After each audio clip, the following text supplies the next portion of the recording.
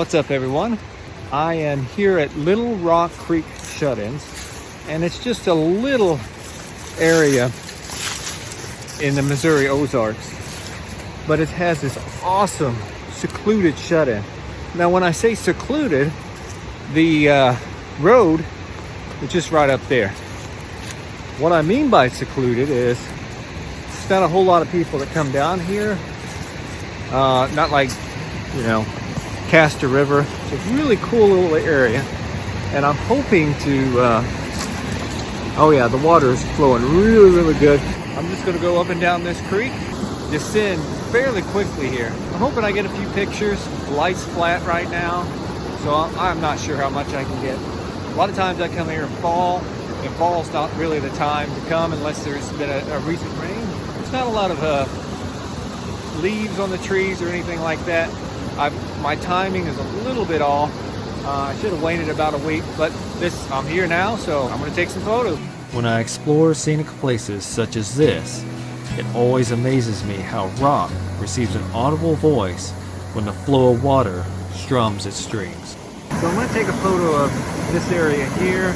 Got the rock in the background with the angle of the waterfall. Yep, like I said, just pretty straight on shot.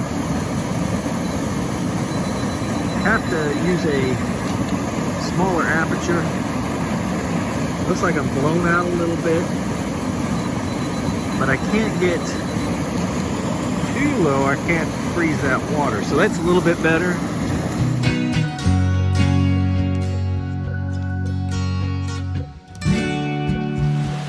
The music that rock and water create can penetrate the senses, overwhelming one in an orchestra of sight and sound. Attempting to communicate with others in its presence becomes chaotic, but the balance it produces within oneself is best when experienced in its native form.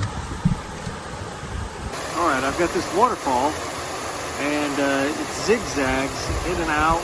There's not a whole lot going on around it. There's no big bluffs or anything, so I really don't know if it'll work just compositionally by its own. So we'll look at it on the back of the camera here. Yeah, it's dark. We'll see what we can do with it. I got a little blowout on that left-hand side.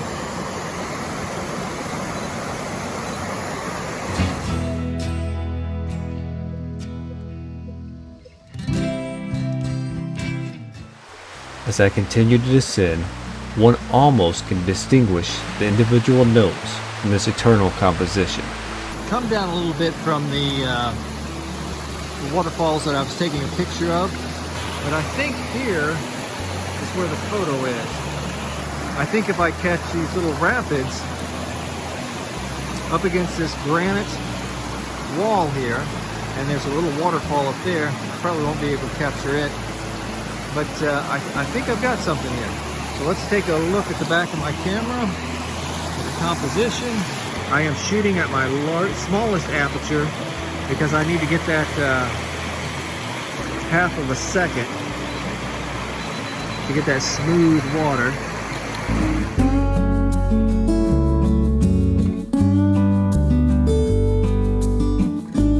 Okay, so I've got another composition in this shut-ins that I just took a photo of. It's these two trees.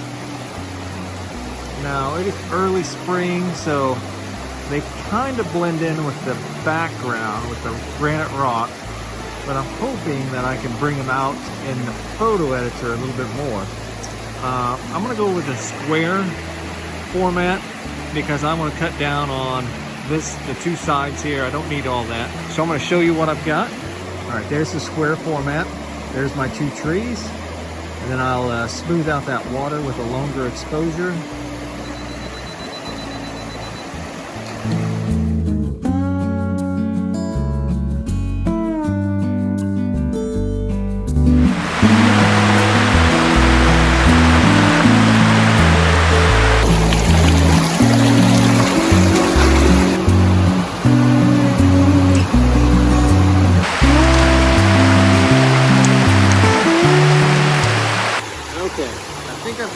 composition here. Okay, I'm photographing this rock outcrop, these rapids here, these little rapids. And I'm going a vertical exposure. That's what I've got there.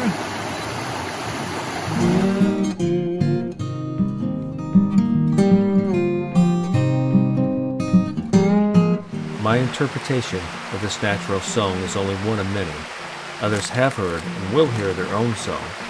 Although the interpretations will be many, there's an underlying truth that rises from this place that will uplift and inspire many others for years to come.